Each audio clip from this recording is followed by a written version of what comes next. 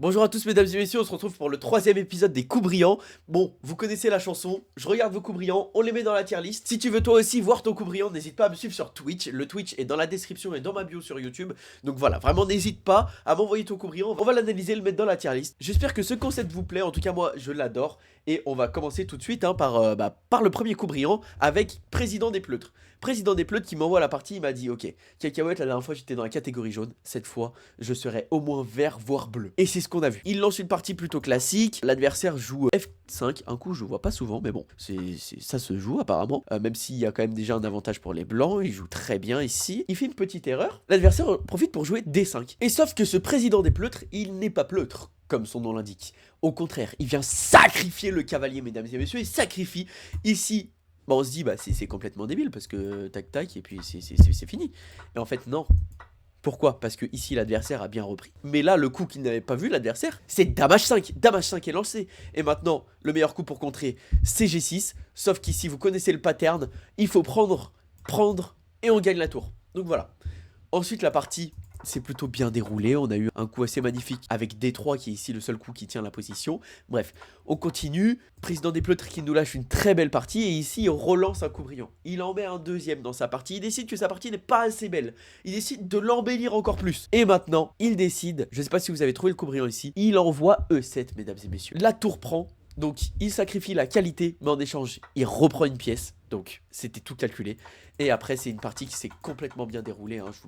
Je vous passe rapidement à la fin. Mais bon, il a réussi à faire abandonner son adversaire. Je sais pas dans quelle catégorie vous décidez de mettre notre cher Président des Pleutres, mais nous sur Twitch on a décidé ça. C'est vrai qu'il y a deux coups brillants. C'est en bleu ou en vert? En bleu ou en vert? C'est le débat du soir. En bleu ou en vert ce soir? Ok, on va voir ce que la lune va dire, mesdames et messieurs, c'est parti. Mesdames et messieurs, je crois que la lune a choisi. La lune a choisi vert. C'est du vert. C'est du vert, mesdames et messieurs. Bravo Pierre J. Tu es donc en vert. C'est totalement mérité. La lune et tout le chat est d'accord avec toi. Bravo.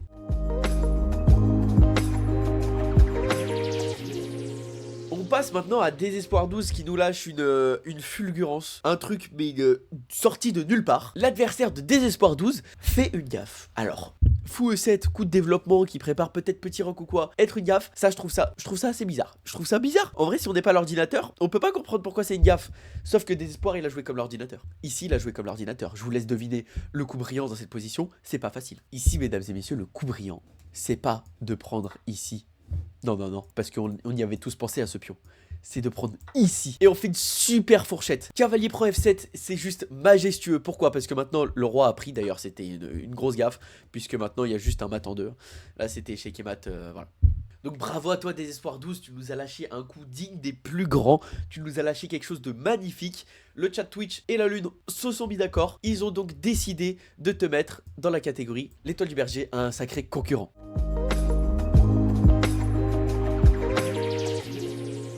On passe maintenant à Aksuksou. Aksuksou qui, dans cette position, a un grand avantage. On le voit, 3,3, la barre est complètement d'accord avec moi. L'avantage est net, décisif. Non mais attendez, vous vous rendez compte que toutes les pièces là-bas, elles dorment, pendant qu'ici, toutes les pièces, elles sont tournées vers l'attaque. Donc franchement, ça c'est quelque chose qu'il a très bien vu. Alors ici, le meilleur coup, c'était de faire Dame H4, parce qu'il y avait quelque chose de très joli si l'adversaire décide de manger. Je voulais le montrer, c'est pas ce qui est passé dans la partie, mais je voulais le montrer. Il y a tout simplement un mat en 4, donc voilà, je vous le montre. C'était très joli, c'était ça qu'il fallait faire, mais bon. Aksuksou ne l'a pas vu, c'est pas grave. Ici, il a décidé de, comme tout humain, de reculer son cavalier. Et là, l'adversaire s'est dit, bon bah écoute, ton cavalier commence à me casser les pieds, en plus, je vais jouer H4, comme ça ton cavalier peut aller ni ici, ni ici, ni ici, ni ici. Enfin, il peut aller ici, mais c'est pas une bonne case, ça bouche le... Bref, c'est vraiment pas beau. Mais sauf qu'ici, en face, c'est Aksuksou. En face, il décide de nous lâcher quelque chose de majestueux, mesdames et messieurs. Il regarde droit dans les yeux l'adversaire et lui dit: t'es sûr que je pouvais pas mettre mon cavalier en H3? Moi j'en ai l'impression que si. J'ai l'impression même que si tu me le manges, j'en ai rien à faire parce que mon attaque va être juste exceptionnelle. Et après, l'attaque était beaucoup trop forte. Ici vous voyez, hein, avec Dame et Fou, il va réussir à complètement détruire l'adversaire, ramène la tour à l'attaque. Il n'y a qu'un cavalier en face. Regardez, ces pièces-là n'ont pas bougé. Ces 4 pièces en face n'ont pas bougé. Ici, c'est comme s'il était amputé d'un côté. Genre, il a joué que d'une partie, vous voyez ou pas? Il a coupé son échiquier en deux et il a joué qu'avec une partie. Donc ici, Aksuksou a décidé de complètement lui mettre la fessée, hein. Il a gagné la partie sans difficulté. Aksuksou a suivi donc Pierre J et Désespoir 12. Il est donc allé à l'Étoile du Berger, un sacré concurrent. Qu'est-ce que vous pensez? Est-ce que vous pensez que c'est assez bien noté ou est-ce que ça aurait pu être mieux noté ou moins bien noté? C'est à vous de me dire dans les commentaires, n'hésitez pas. On passe maintenant, mesdames et messieurs, à Elzarian. Elzarian qui joue une partie très complexe. Ici, la partie hyper dure. Je trouve ça assez bizarre. Ici, il y a échec qui a été joué de la part de l'adversaire. Elzarian qui fuit tout simplement. On a l'impression qu'Elzarian est mieux. Et c'est pas qu'une impression. Son roi est à l'abri. Le roi adverse, on sent qu'il est... Vous voyez, il a pas l'air dans son assiette. Ici, l'adversaire continue à jouer, il décide de fuir avec son roi, il se dit que peut-être c'est trop dangereux de voir la batterie d'Amtour arriver sur lui, donc il décide de fuir, complètement respectable. Et ici, notre cher Elzarian trouve un coup majestueux, un coup vraiment beau, mais est-ce qu'il l'a compris, c'est la question. Il a joué cavalier F4, cavalier F4, on se dit mais c'est débile, le cavalier est en prise. Non, puisqu'ensuite on peut tout simplement venir regagner le fou, et ici on va avoir un avantage, le roi n'est pas du tout à l'abri, et on accentue l'arrivée des pièces lourdes sur les colonnes ouvertes. Donc on a même ce pion passé qui représente un avantage exceptionnel, sauf que j'ai envie de vous montrer un tout petit peu la suite de la partie. Ici il n'a pas tout vu, il n'a pas repris le fou d'ailleurs, il allait prendre la tour. Bon après c'était faisable, il a fait une gaffe, hein, il lui a laissé la tour, donc la partie est ensuite complètement partie en cacahuète, sans mauvais jeu de mots. Et puis voilà, ça a été une partie assez catastrophique, il a fini par gagner la partie quand même, donc bravo à lui, un joli échec et mat. Bravo à toi Elzarian, cependant nous avons décidé avec le chat, je sais pas ce que vous en pensez, mais on trouve que ton coup c'était un peu du hasard. Tu t'es dit ok, le cavalier irait bien là-bas, je pense pas que tu aies vu la prise et le coup juste après, donc on pense que c'est un énorme coup de chance. D'ailleurs tente le loto, hein. N'hésite pas Elzarian, n'hésite pas à tenter le loto. Cependant, merci à toi pour ton coup brillant, on passe au suivant.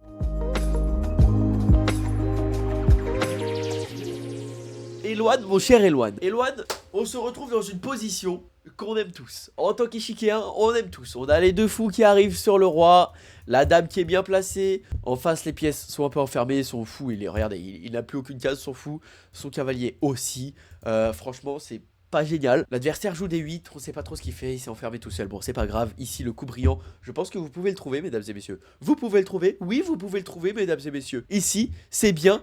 Fou pro H6, on sacrifie le fou. Pourquoi? Puisque ici, on a une attaque exceptionnelle. On peut ramener la tour, faire quelque chose de très mal, taper dans l'adversaire. Et là, l'adversaire fait gaffe, il se met des bâtons dans les roues. Et maintenant, c'est un mat en deux. Voilà, tout simplement. Ce coup brillant, il est très beau, il est magique, il mène à la victoire. Bravo, rien à dire. Cependant, avec le chat Twitch et la lune, on a pensé que on savait. On n'a pas été tant impressionné. L'Étoile du Berger n'a pas tant un sacré concurrent, encore moins Magnus aurait trouvé en 2-2. Mais ce n'est pas non plus un coup de chance. Donc bravo, tu es dans la catégorie. Ouais, moi aussi je sais faire. Donc bravo Eloane, bravo, merci pour ton coup brillant.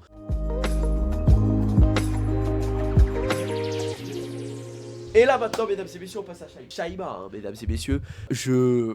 Je sais pas trop quoi dire. Je sais vraiment pas trop quoi dire. À partir de cet instant, elle a joué à 100% de précision avec 3 coups brillants. C'est-à-dire qu'ici, nous sommes au 17e coup. Et jusqu'au 26e, elle va jouer que la première ligne. Donc pendant 8 coups, elle va jouer que la première ligne. Est-ce que, mesdames et messieurs, vous arrivez à trouver cette première ligne? Est-ce que vous arrivez à trouver les 3 prochains coups brillants? Vous devez trouver les 3 prochains coups. Ça, c'est difficile. Ceux qui ont plus de... Allez, même, c'est chaud, hein. Ceux qui ont plus de 1600 Elo, ils pourront peut-être trouver encore. Il y a des 2000 Elo qui n'avaient pas trouvé dans le chat. On va voir si vous avez trouvé ce coup. Allez, sans plus attendre, je vous montre la réponse. Cavalier F7. Je pense que vous y avez pensé. Ici, l'adversaire fuit en H8. Et là, elle décide de laisser son cavalier en prise, ce que je n'aurais jamais fait de ma vie, et part en H4 avec la dame pour menacer ici. L'adversaire veut défendre ce pion, donc joue très bien et mange le cavalier, mais ne joue pas très bien. Puisque maintenant, elle décide de donner son fou. Non, j'ai perdu mon fou. Non, elle peut me le manger. Si je remange, bah voilà, j'ai juste perdu un fou. Et non, parce que si l'adversaire mange, il y a tout simplement échec et mat. Donc l'adversaire ne peut pas manger. L'adversaire est obligé de partir en G8. Elle rejoue le meilleur coup ici. Dame G5. Le seul coup de défense pour l'adversaire, Dame G6. Elle décide de s'emparer de la dame. Puis de la tour. Et puis ensuite, l'adversaire fait des erreurs. Et bon, il joue à perte. Là, il sait que c'est mort. Il s'est dit, allez, on va tenter un truc, le tout pour le tout. Et après, c'est juste la première ligne. Toute la partie. Shaima, je pense qu'on devrait même créer une catégorie dans la tier list pour ce coup. On devrait mettre juste 100% de précision. C'est exceptionnel. Tu as trouvé toute la ligne. Tu avais calculé en plus, tu nous l'as dit dans le chat.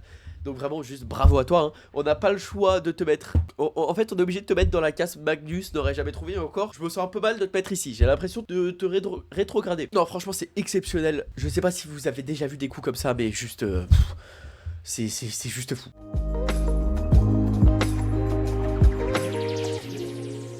On passe maintenant à El Mikado. El Mikado, vous l'avez vu, il est dans une position plutôt agréable. Même si l'ordinateur marque que c'est complètement égalité, ici, Mikado a une position plus agréable à jouer.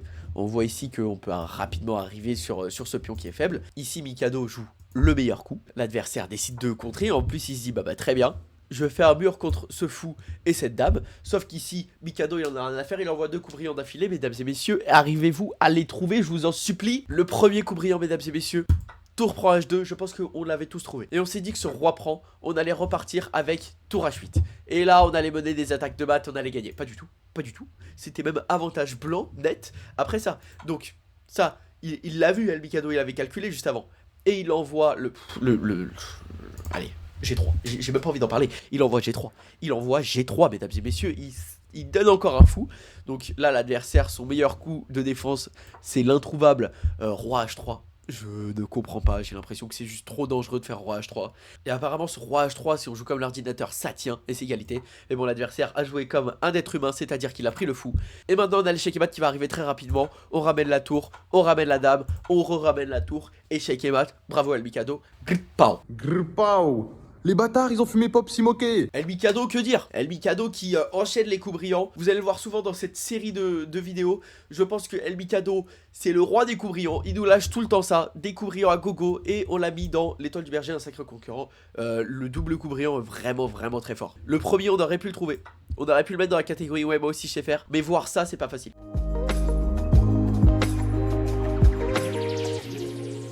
On est avec maintenant Scorvol qui est un peu moins bien dans la position d'après l'ordinateur, mais bon, je trouve que ça a l'air assez égal quand même. Les deux rois ne sont pas vraiment en danger, je comprends pas vraiment pourquoi il y a un avantage blanc, s'il y en a qui peuvent m'expliquer pourquoi, mais bon, c'est très léger. Et ici, il joue une grosse gaffe, c'est C7, pourtant on a tous envie de s'emparer de ce pion, on se dit même que bah il y a des idées d'arriver avec la dame, de taper sur ce pion là. Non, c'est pourtant un mauvais coup. Pourquoi? À cause du coup brillant qui arrive, mesdames et messieurs. C'est bien tour prend E3. Sacrifice the rook. The rook. Ensuite, qu'est-ce qu'il fait l'adversaire? Il refait une gaffe. Alors là, j'ai pas compris.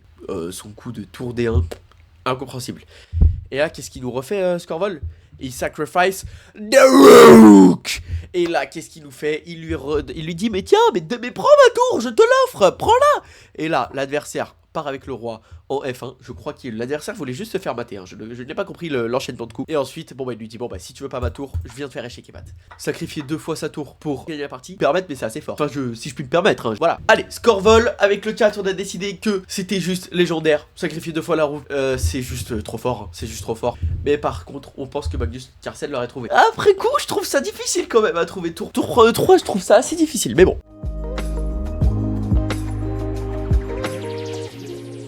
On passe maintenant à Savoyard. Savoyard, vous le commencez à le connaître aussi. Il nous envoie souvent ses coups brillants. Ici, un petit échec qui part.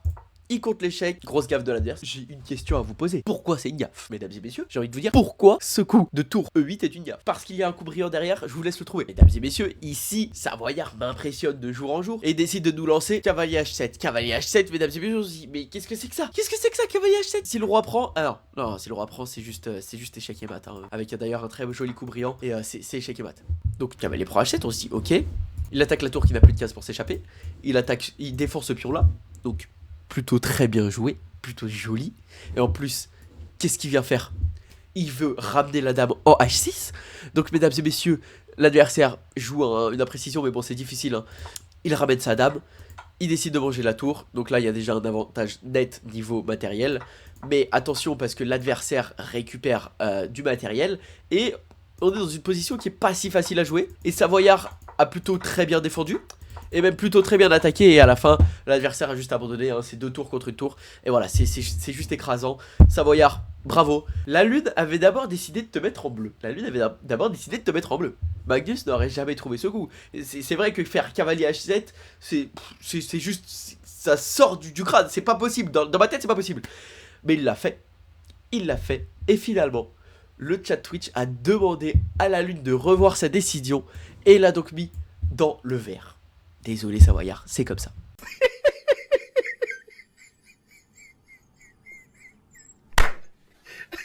Ah la tête de ma mère. Ton téléphone.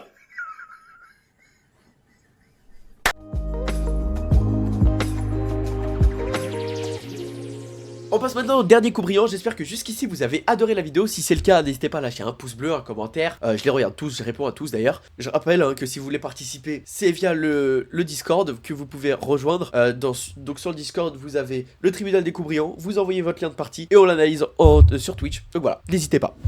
Ici, on a Tetrix qui, du haut de ses 1897 Elo, remarque que l'adversaire fait gaffe. Ici, pourtant, on est dans une position où il ramène son cavalier. Son cavalier est seulement défendu par l'autre. Et l'adversaire, j'aurais joué comme lui.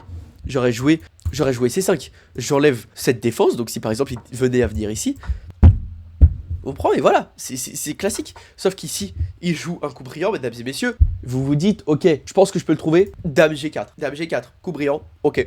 Ok. Ouais, bah juste en fait, je viens attaquer là. Donc si tu viens me manger ici, je le laisse en prise, mais c'est pas grave parce qu'il y a échec et mat. L'adversaire a très bien vu cet échec et donc décide de faire un coup mais majestueux que je trouve Chesscom devrait mettre en 2 points d'exclamation tellement il est très... C'est le seul coup qui devrait marcher. Ici, il joue fou E8. Fou E8, pourquoi ça marche? Parce que ici, il défend latéralement ce pion G7, pardon. On ne peut pas faire d'échec à la découverte avec cavalier H6 puisque la dame est protégée. Vous voyez, si le roi vient à partir ici, on peut plus manger la dame puisque la dame est protégée par le fou. Donc c'est franchement très bien joué, très bien vu. Mais sauf qu'ici, Tetrix nous envoie le coup à 3 points d'exclamation. Il nous envoie le coup à 3 points d'exclamation. C'est légendaire s'il nous a lâché, mesdames et messieurs. Je vous laisse deviner le coup, je pense que vous l'aurez pas. Ici, il joue le majestueux, le magnifique tour E7. Tour E7.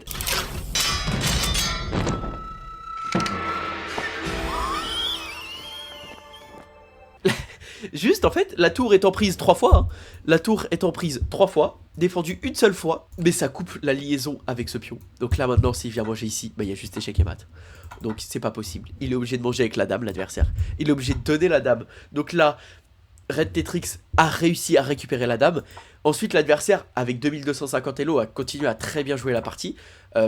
On est plutôt sur une égalité matérielle, avec seulement un de plus pour Tetrix. Mais Tetrix, il a un avantage net et précis. Et il est beaucoup trop fort, donc il va réussir à gagner cette partie. Cependant, chapeau à l'adversaire qui a réussi à défendre jusqu'à la fin.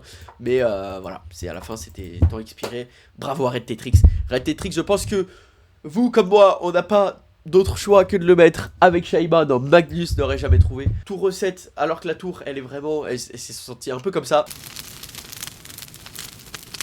This is fine.